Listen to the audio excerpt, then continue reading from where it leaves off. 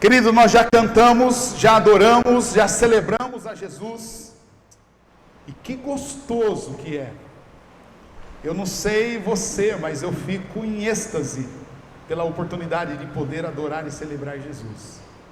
E é tão gostoso ver aqueles que se esforçam para chegar aqui, né? A Jacira, né, Jacira? Ficamos sabendo até o João aceitou o apelo do pastor, né, João? Joia, né? E o Paulo é o Paulo, né? É o Paulo, né? Paulo, depois de um tempo aí de reclusão por conta do Covid, mas é muito gostoso ver cada um de vocês, né? E, querido, o texto bíblico que nós lemos, nós já lemos, né, o texto, Atos 4, verso 32 ao 35, esse texto faz parte da série de mensagens que nós estamos pregando. Nós estamos falando sobre formação espiritual, e o tema de hoje é ser igreja, e nós vamos reler esse texto. Agora eu lerei numa outra tradução, diferente daquela que eu li, que diz assim: da multidão dos que creram, uma era a mente e um era o coração. Ninguém considerava unicamente sua coisa alguma que possuísse, mas compartilhavam tudo o que tinham. E com grande poder os apóstolos continuavam a testemunhar da ressurreição do Senhor Jesus, e grandiosa graça estava sobre todos eles. Não havia pessoas necessitadas entre eles, pois os que possuíam terras ou casas as vendiam, traziam o dinheiro da venda, colocavam aos pés dos apóstolos, que o distribuíam segundo a necessidade de cada um. Nossa série de estudos, chamada Formação Espiritual, querido, nós estamos propondo a estudarmos na Bíblia alguns temas e alguns textos que a Bíblia fornece, e que fornece subsídios para que nós possamos desenvolver a nossa espiritualidade, a nossa vida espiritual. Dentro desses textos, dentro dos temas, nós já vimos sobre decisões, e a pergunta era: como você tem tomado a sua, ou as suas? E falamos sobre a melhor e maior decisão que cada um de nós devemos tomar. Falamos sobre a questão do testemunho e da influência, e nós vimos que você é sal da terra, você é luz do mundo, e você tem que cumprir o seu papel. Você tem que ser o que você foi formado para ser: sal da terra, luz do mundo. E Jesus fala, você sendo luz do mundo, você não pode esconder a sua luz tem que brilhar. E o texto bíblico diz que quando a sua luz brilha, o brilho da luz, ele revela o que está errado, ele revela o que é feio, ele revela o que é sujo, ele revela o que está escondido, revela o que é bonito também, mas ele revela tudo. E aí Jesus falou assim: há um porém na questão da luz, que a luz veio ao mundo, mas os homens amaram mais as trevas do que a luz, porque as suas obras eram más. E devido ao fato deles não quererem que as suas obras más fossem manifestas, fossem reveladas, então eles preferiram apagar a luz e ficar nas trevas, ou com as trevas. Mas Jesus fala que você também é o sal da terra, e ele fala: e se você não cumprir o seu papel, se você quiser insistir e persistir em ser sal dentro do saleiro, você não serve para nada, a não ser lançado fora e ser pisado pelos homens. nós vimos também sobre perdão, nós vimos sobre a oração. Domingo passado nós falamos sobre devoção pessoal, e hoje nós vamos refletir sobre ser igreja, e ainda falaremos sobre maturidade e sobre serviço cristão.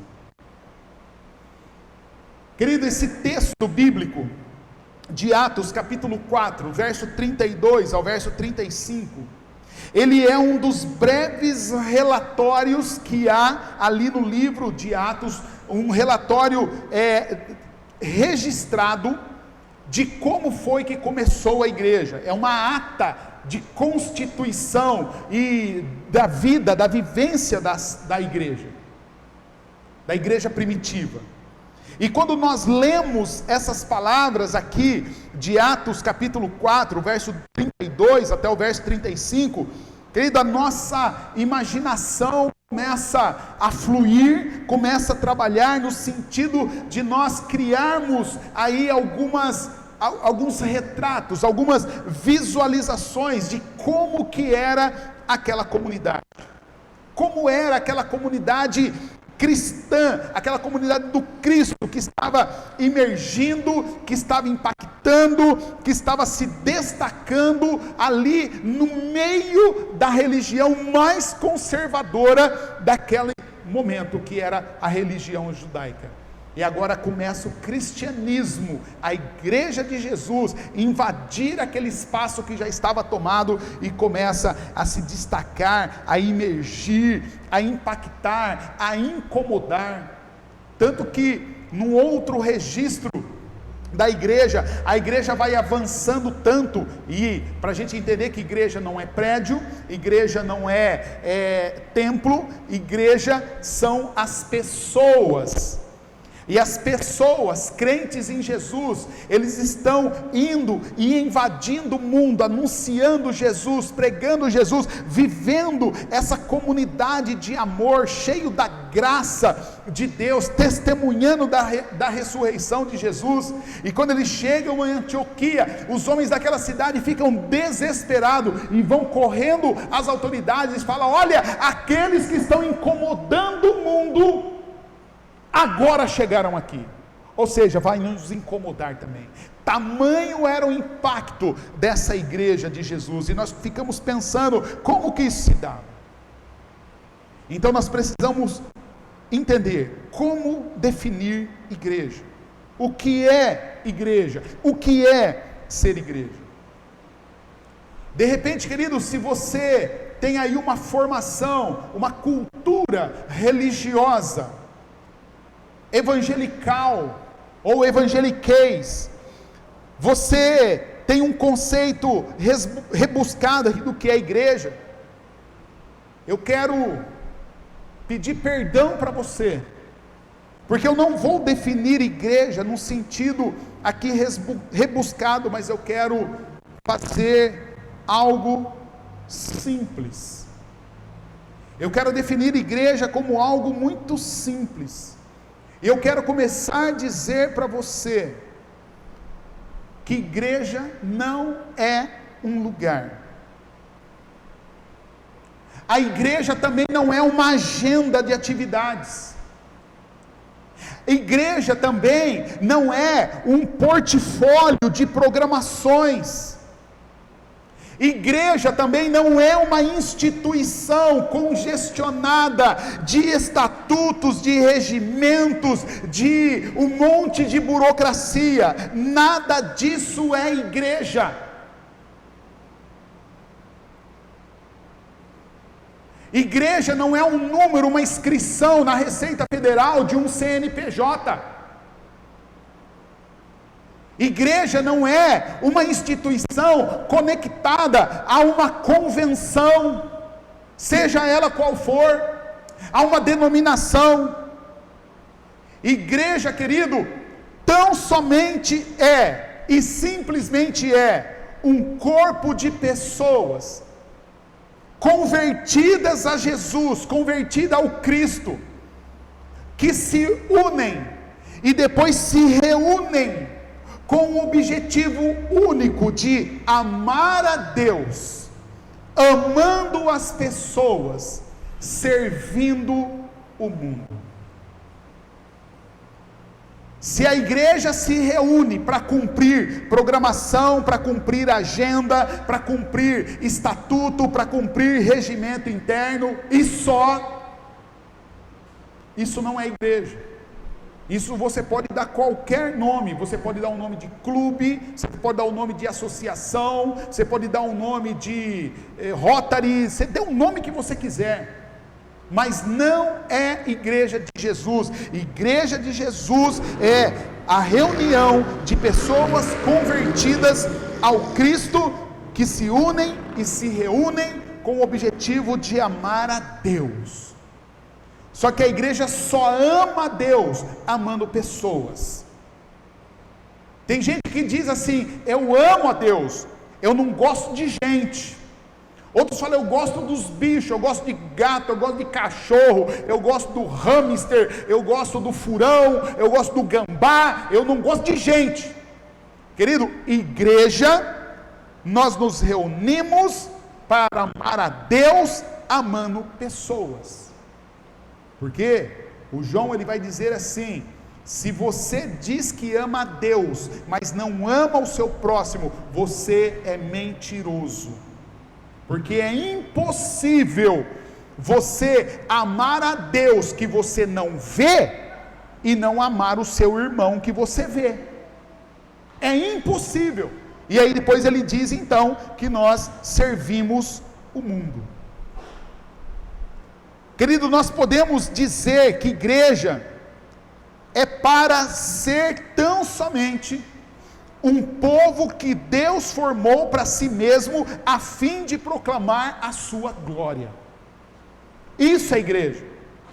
A Bíblia diz que Deus chamou gente de toda raça, de toda tribo, de toda língua, de toda nação. E desse monte de gente, com esse monte de diversidade, Ele juntou todo esse povo em uma comunidade, para que toda essa gente fosse um só povo, de um só Senhor, de um só Salvador, num único aprisco, com uma só fé, e um só batismo, e um só Espírito. E todos juntos, crescendo em unidade, até que todos alcancem a estatura do varão perfeito, que é o Cristo. Querido, o objetivo de Deus é que você seja igual ao Cristo. Deus não tem outra coisa para você. Isso por quê? Para que você possa proclamar a glória de Deus. Igreja, queridos, somos nós. Só que quando eu digo igreja somos nós devemos tomar a devida cautela para não restringir o nós aos membros dessa igreja, nem o nós também aos membros da Convenção Batista Brasileira. O nós, igreja, ela é mais ampla. A igreja possui dimensões que são praticamente invisíveis. Por quê? Porque a igreja se trata de uma congregação daqueles que são salvos por Jesus. E a igreja daqueles que são salvos por Jesus, independente da denominação que ele faz parte, é a igreja dos primogênitos, cujos nomes estão escritos nos céus. É assim que o autor aos Hebreus registra, lá em Hebreus capítulo 12, verso 23. Então, querido, é de suma importância ressaltar também que a Bíblia, ela fala da igreja local, visível, e fala dessa igreja invisível, universal, a igreja que só Jesus vê.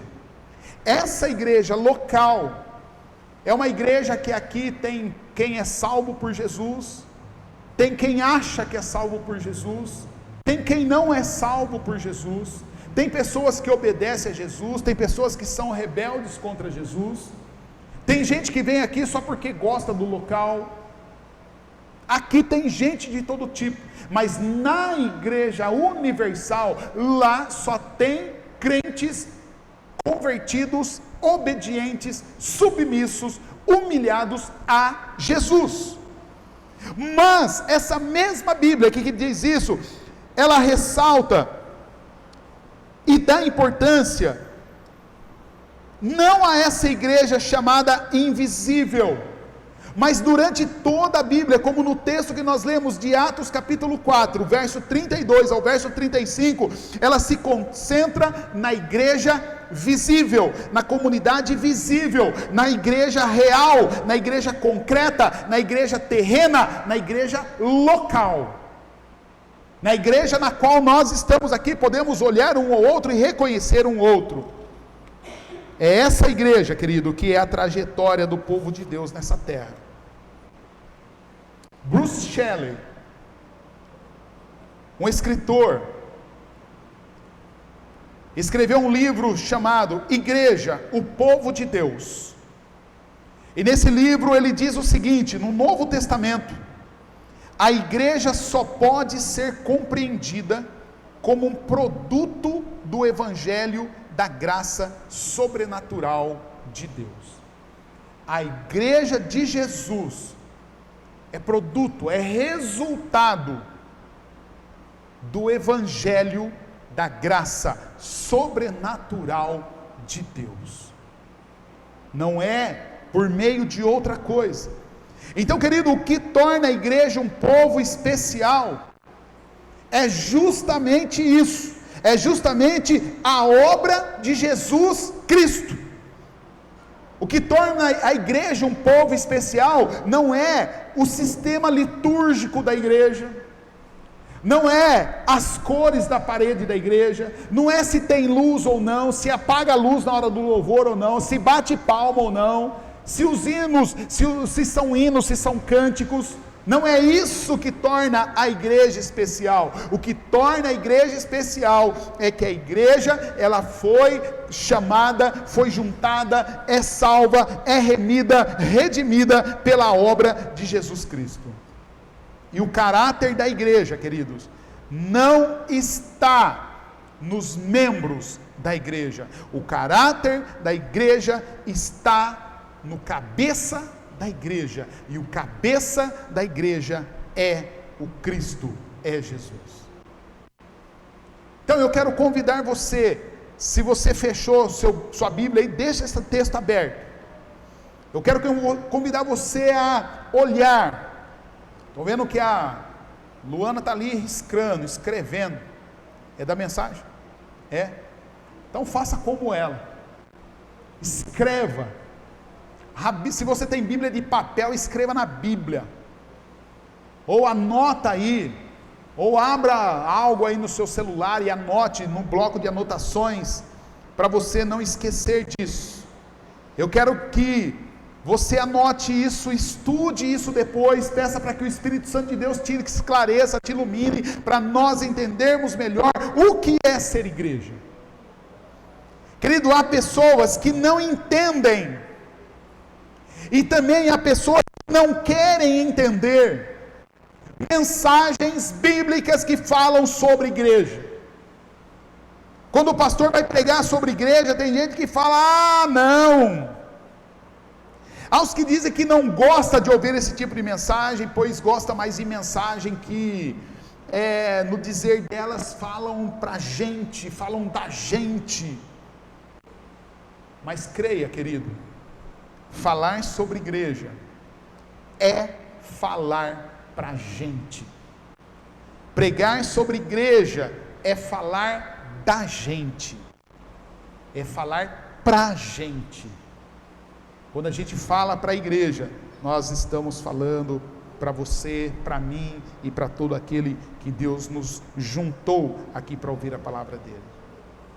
Então, querido, nesse texto nós temos dois tipos de constatação.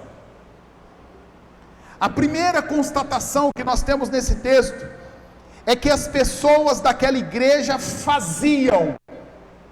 Aquela igreja era uma igreja de ação. As pessoas daquela igreja tinham ações.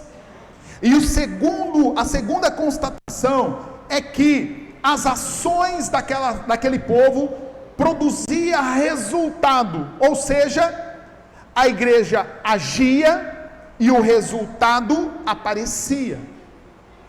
E quando nós olhamos para o texto, nós vamos ver qual a ação e qual o resultado. A primeira ação que o texto diz é: ninguém considerava unicamente sua coisa alguma que possuía, mas compartilhavam tudo o que tinham.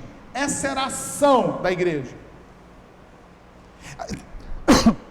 A igreja compartilhava, dividia.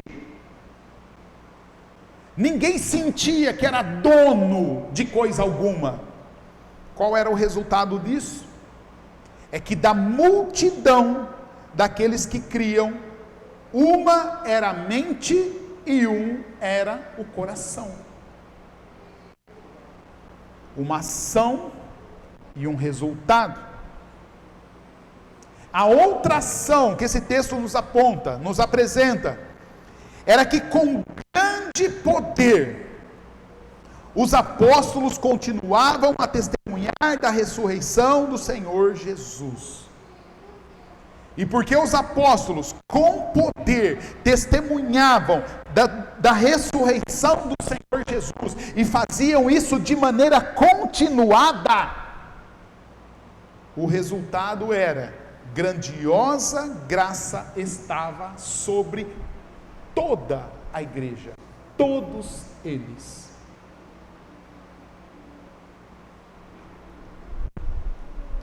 A outra ação: os que possuíam terras ou casas, as vendiam, traziam o dinheiro da venda, colocavam aos pés dos apóstolos, e que o distribuíam segundo a necessidade de cada um.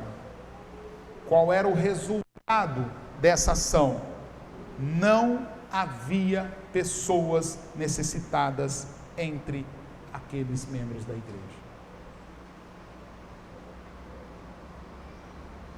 Querido, eu não preciso dizer que o nosso foco, o meu foco, o seu foco, o nosso foco como igreja,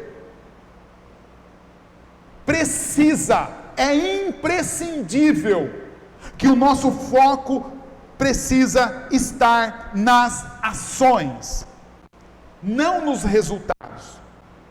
Os resultados, como o próprio nome diz, é o produto, é a resultante, é a consequência das nossas ações. Por isso o nosso foco está em fazer, está em agir.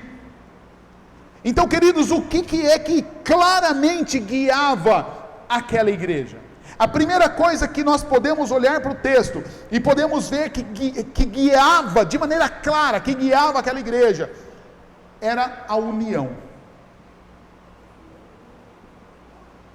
Verso 32, observa aí o verso 32: todos os que creram estavam unidos em coração e em mente, e não se consideravam donos dos seus bens, de modo que compartilhavam tudo o que tinham.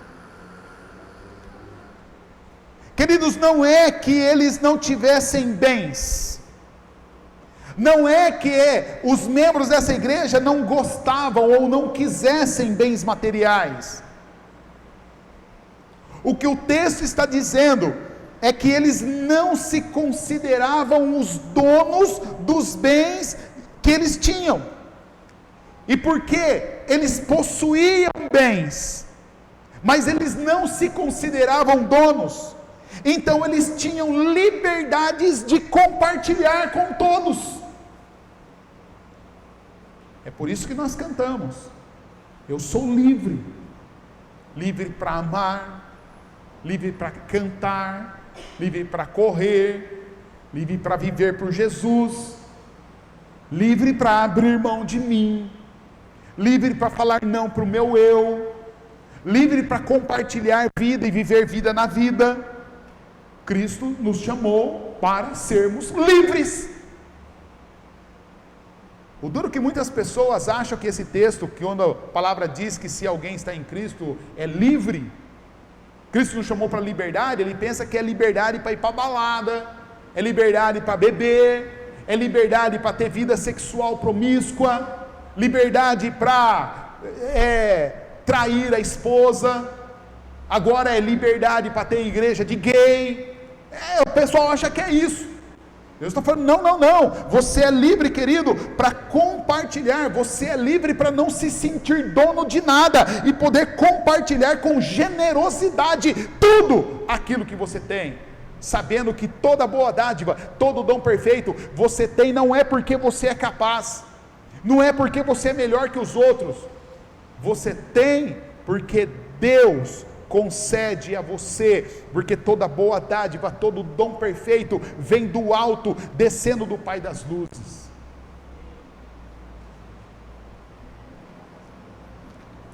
Querido, é mais uma questão de atitude com o que se é, ou se tem, do que ter ou não ter.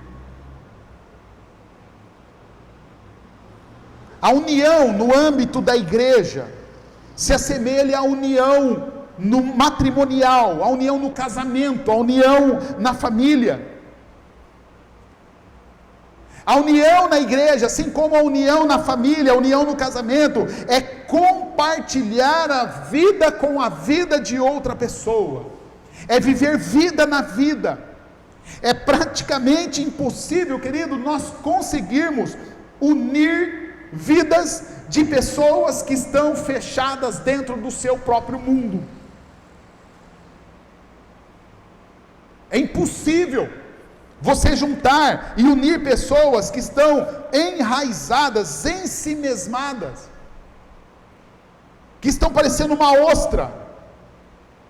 Querida, a igreja primitiva, ela era guiada pela união. E união envolve compartilhar, mas compartilhar exige ajustes. E um dos ajustes eles não se consideravam proprietários das suas próprias vidas, e por isso a vida podia ser repartida.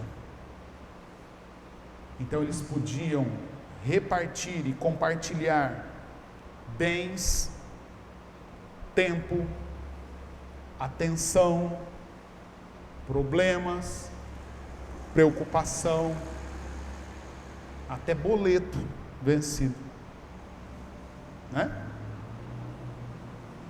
Querido, no relatório que nós encontramos no mesmo livro, falando também da igreja, só que agora no capítulo 2, verso 44, diz assim: os que criam se reuniam e faziam isso num só lugar, e compartilhavam tudo o que possuíam.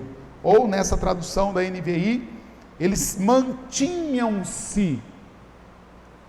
Entenda que não é eventual, não era uma vez ou outra, quando não tinha o que fazer de mais importante, eles iam na igreja. Porque hoje as pessoas vêm à igreja quando não tem algo mais importante para fazer. Estava conversando com alguém antes do culto, que disse assim: olha, as pessoas, mas a constatação da irmã que me falou isso antes do culto é a minha, que eu já tinha há bastante tempo, eu e a Marcia, a gente conversava sobre isso. A gente nota que algumas pessoas, elas vêm na igreja quando não tem algo mais atrativo para ela fazer. Porque se tiver algo mais atrativo, ela não vem à igreja. Mas é interessante que o texto diz aqui, na NVI, diz que eles se mantinham unidos. E enquanto eles se mantinham unidos, eles compartilhavam vida na vida. O Paulo, o apóstolo, ele escreve à igreja de Filipos, na carta dele aos Filipenses, capítulo 2, verso 3 e 4, ele orienta aquela igreja e fala assim: olha, não façam nada por ambição egoísta, também não faça nada por vaidade, mas humildemente considerem os outros superiores a si mesmo, e cada um cuide não somente dos seus interesses, mas cuide também dos interesses dos outros. Há uma fala popular, daquelas placas assim escritas em para-choque de caminhão ou traseira de carro velho, que diz assim: Deus deu uma vida para cada um. Você já leu essa? Quem já leu essa frase? Levanta a mão. Então você sabe completar, né? Completa a frase. Deus deu uma vida para cada um. Para cada um? E nós repetimos essa frase na igreja. Nós falamos: aqui a vida é minha, eu faço da minha vida o que eu quero. Ou o irmão está com um problema, o problema é dele, eu não tenho nada a ver com isso. Coloca essa frase aqui no seu carro, mas coloca essa frase na sua mente, e deixa essa frase descer no seu coração, e viva essa frase em nome de Jesus, para a honra e glória de Jesus. Não cuide tão somente dos seus interesses, mas cuide dos interesses dos outros. Sabe o que Paulo está dizendo aqui? Ele está dizendo: Deus deu sim uma vida para cada um, sim. Com que objetivo? Para cada um cuidar uns dos outros. É essa a nossa frase, é essa a nossa fala na igreja de Jesus. Na igreja de Jesus nós cuidamos uns dos outros, nós nos intrometemos na vida do outro sim, mas para ajudar, para comprar o problema dele, para resolver o problema dele, para exortar ele, para orientar ele, para disciplinar ele. Querido, a ideia da disciplina bíblica não é cortar, não é amputação, não é jogar fora. A ideia da disciplina bíblica é ganhar o irmão. A ideia da disciplina bíblica nunca foi excluir. A ideia da disciplina bíblica sempre foi ganhar. Por isso que Jesus orienta, ele fala assim: olha, se você vê o teu irmão pecar, vai lá e repreende ele. Se ele te ouvir, você ganhou o seu irmão. Mas se ele não te ouvir, volta lá e chama outra pessoa e leva com você. Se ele te ouvir e ouvir o outro, você ganhou o seu irmão. Se ele não te ouvir, você volta lá, chama mais gente e volta lá e fala com ele de novo, exorta ele de novo. Se ele te ouvir, você ganhou. Se ele não te ouvir, você volta lá, leva para a igreja, e a igreja fala com ele. E se ele não ouvir a igreja, aí sim você fala: olha, vê a importância da igreja, querido, vê a importância do que é ser igreja.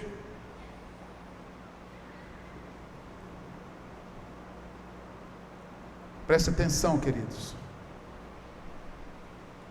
não existe união na igreja onde há ambição egoísta.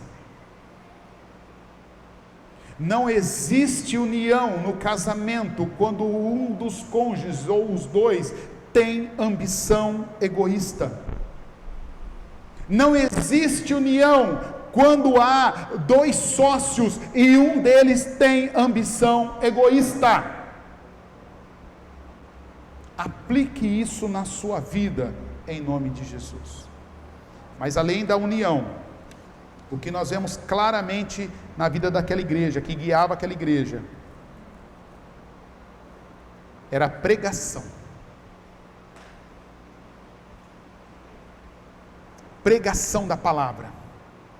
Verso 33 diz assim: com grande poder os apóstolos davam testemunho da ressurreição do Senhor Jesus, e sobre todos eles havia grande graça.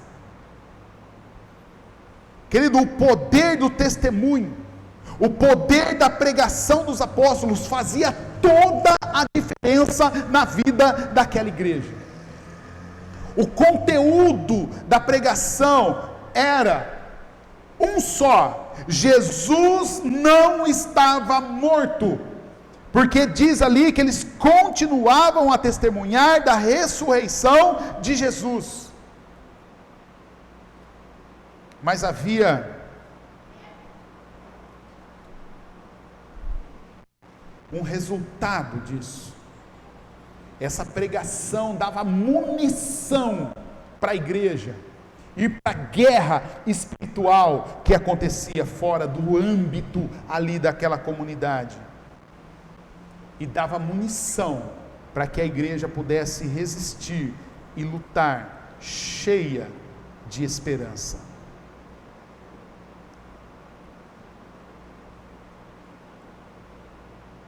Não se tratava, a pregação dos apóstolos não se tratava da adoração a um Deus morto, mas era adoração, mas era a pregação de viver para um Deus vivo, um Jesus ressuscitado. O apóstolo Pedro,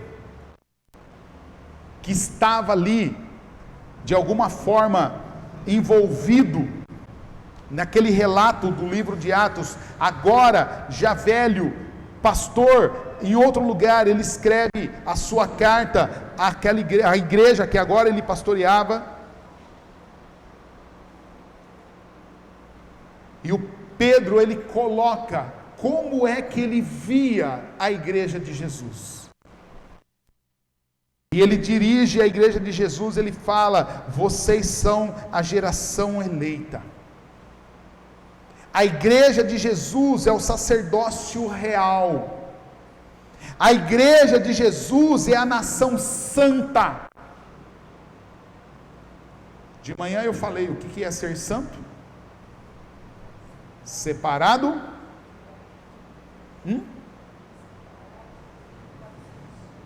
Separado para o uso exclusivo de Deus. E olha o que o Paulo diz. Coloca o texto aí, Davi. 1 Pedro capítulo 2, verso 9. O que o Pedro está dizendo que a igreja é? Olha lá.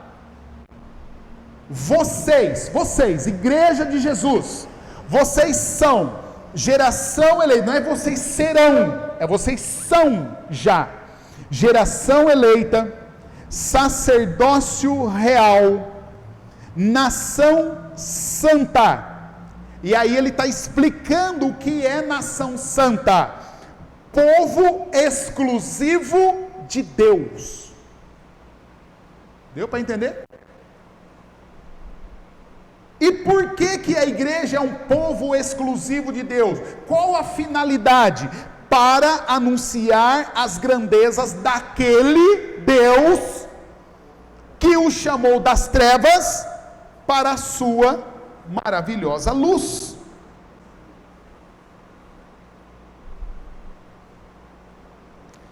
Querido, é por isso que esse texto afirma que sobre aquela igreja, à medida que os apóstolos pregavam com ousadia sobre o Jesus Cristo vivo, que não estava morto, mas ressuscitou, sobre eles havia graça sobre graça, graça, abundante graça.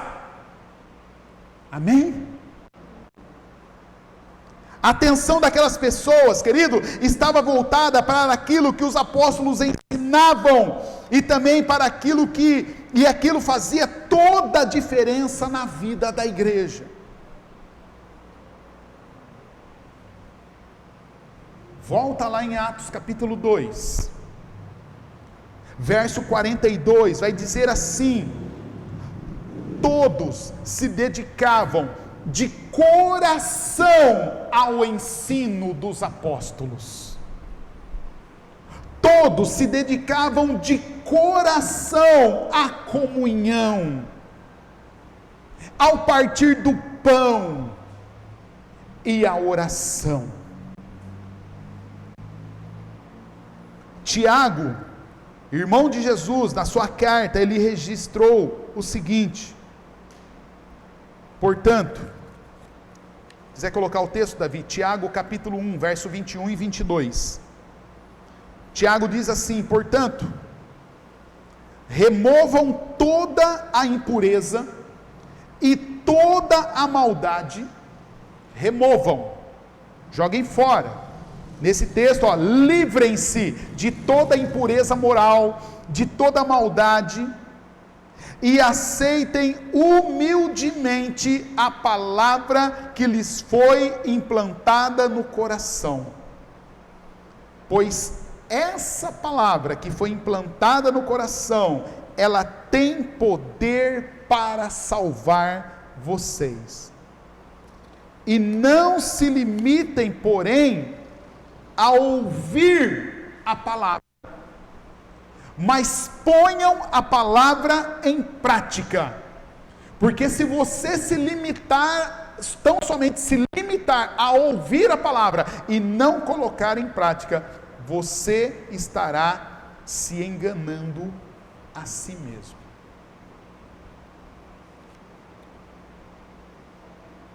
Andar com Bíblia debaixo do braço, como se fosse desodorante, andar com ela grudadinha no peito, como se fosse pingente,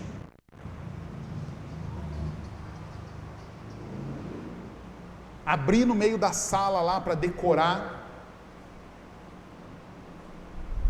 Querido, não faz o menor resultado na vida de ninguém.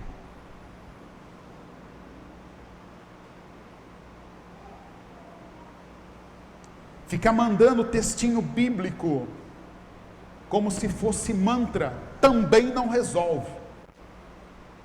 Você precisa ser ouvinte praticante da palavra. Sejam praticantes da palavra, não apenas ouvinte, porque quem só ouve e não pratica, engana-se a si mesmo.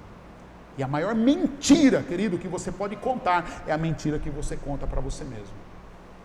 E se você estiver mentindo para si mesmo, dizendo que você é um filho de Deus, é um servo de Deus, que Deus tenha misericórdia. Que Deus tenha misericórdia. E que o Espírito Santo de Deus te esclareça, te ilumine e te convença do pecado, da justiça e do juízo, para que você não morra em rebeldia e vá prestar contas a Deus em rebeldia. É muito sério isso, querido.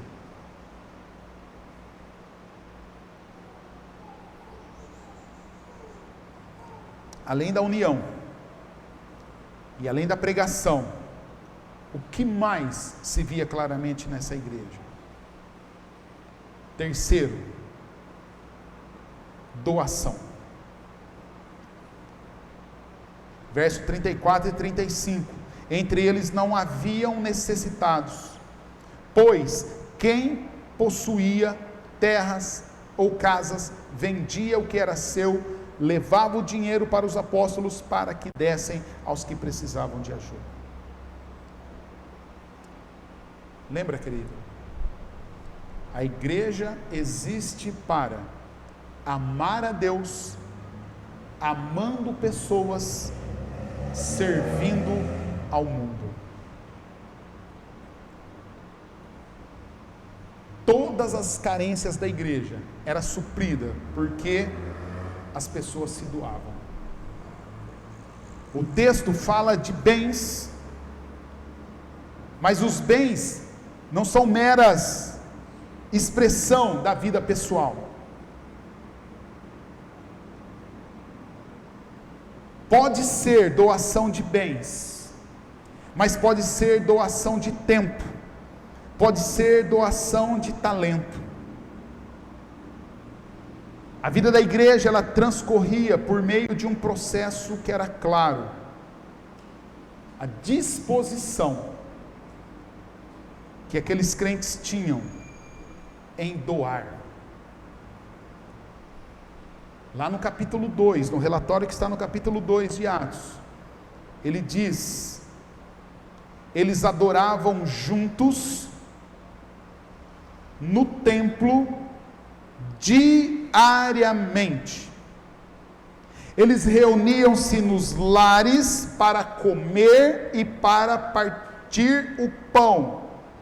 Faziam isso com grande alegria e faziam isso com generosidade.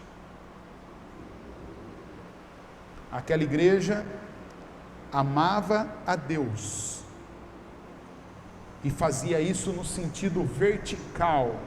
Elas adoravam juntas, elas amavam os outros e fazia isso no sentido horizontal. Reuniam-se no templo, nos lares, todos os dias,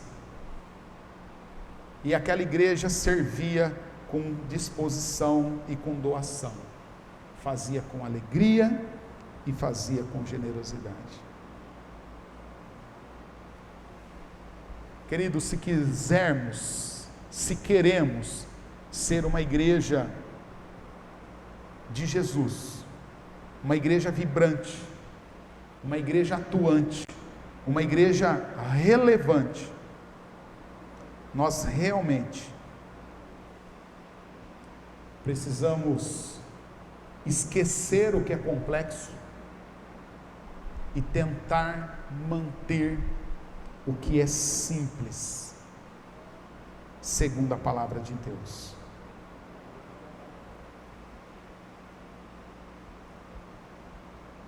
E tentando ser simples, que Deus nos abençoe como igreja. Que Deus nos abençoe para que nós possamos primar, desenvolver, perseverar na união. Mas que eu, enquanto pastor, que eu seja efetivo, que eu seja audaz, que eu seja corajoso em pregar a Jesus, e esse vivo, e que cada um de nós sejamos generosos e doemos com alegria. Ser igreja é se concentrar nesses três aspectos: união, pregação e doação. Queridos, se nós nos esforçarmos e se nós perseverarmos nisso, assim como a palavra diz que aconteceu com essa igreja, está lembrado? A igreja fazia, os resultados apareciam. Se nós nos esforçarmos para termos união, se eu me esforçar para ser um pregador da palavra, e se nós nos esforçarmos para compartilharmos, doarmos tempo, bens, talentos, querido, não vai dar outra. Os resultados vão aparecer. E o resultado é o que está lá em Atos capítulo 2, verso 47. Sempre louvando a Deus, desfrutando da simpatia de todo o povo, e a cada dia o Senhor, Deus, lhes acrescentava à igreja aqueles que iam sendo salvos.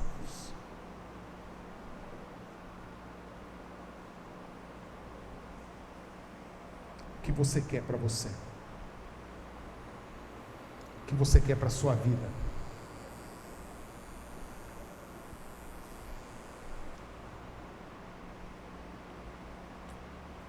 Há uma canção que diz assim: ao findar o labor desta vida, quando a morte ao teu lado chegar, que destino há de ter tua alma? Qual será no futuro o teu lar?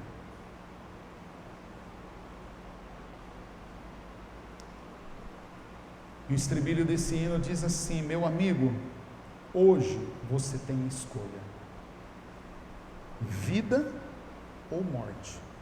O que você vai aceitar? Lembra que é hoje, amanhã pode ser muito tarde. Cristo quer te libertar hoje.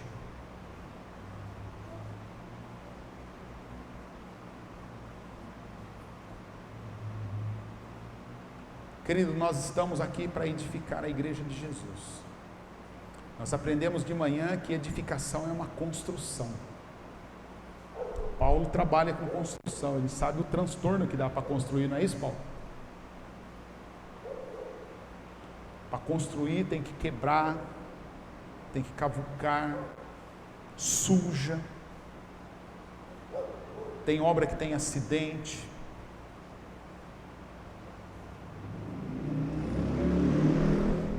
Diante disso que você ouviu nesta noite, querido, você precisa tomar uma decisão.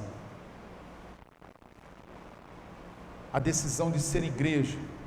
Que igreja você quer ser?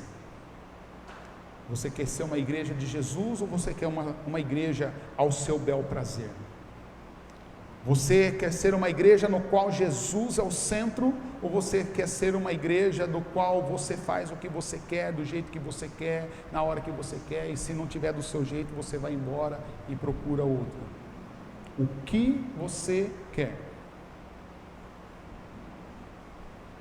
E eu quero convidar você, se você quer uma igreja igual eu quero, uma igreja unida, uma igreja com uma pregação cristocentrada e bibliocentrada, e uma igreja generosa, eu quero convidar você a ficar em pé.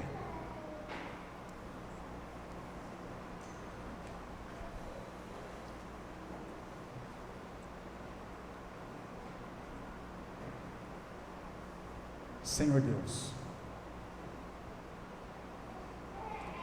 Tua palavra foi proclamada, Seu povo foi desafiado, e olha para nós, Pai, contempla-nos, a cada um aqui que está respondendo ao desafio de viver para o Senhor, de ser praticante da Tua palavra, de ser obediente e submisso à Tua voz. Senhor Deus, nós sabemos que nós não podemos, mas o Senhor pode. Nós sabemos que nós não somos, mas o Senhor é. Sabemos que não temos condições, mas o Senhor, Pai, é o Deus de toda graça, e o Senhor pode fazer de nós a igreja dos Teus sonhos. E é por isso que nós estamos aqui e nos colocamos humildemente diante do Senhor e te pedimos, ó Pai, restauração. Durante muito tempo essa igreja orou pedindo um renovo. Pai, nós queremos viver esse renovo. Queremos que o Senhor nos conduza a pastos verdejantes, mas enquanto estamos indo aos pastos verdejantes, ainda que passemos pelo vale da sombra da morte, ajuda-nos, ó Pai, a não temer mal algum, na certeza de que o Senhor está conosco. Nós oramos assim e pedimos a Tua maravilhosa graça sobre a vida de cada um, em nome de Jesus. Amém, amém, amém. Vamos cantar, vamos terminar esse culto dizendo a Jesus que o nosso pecado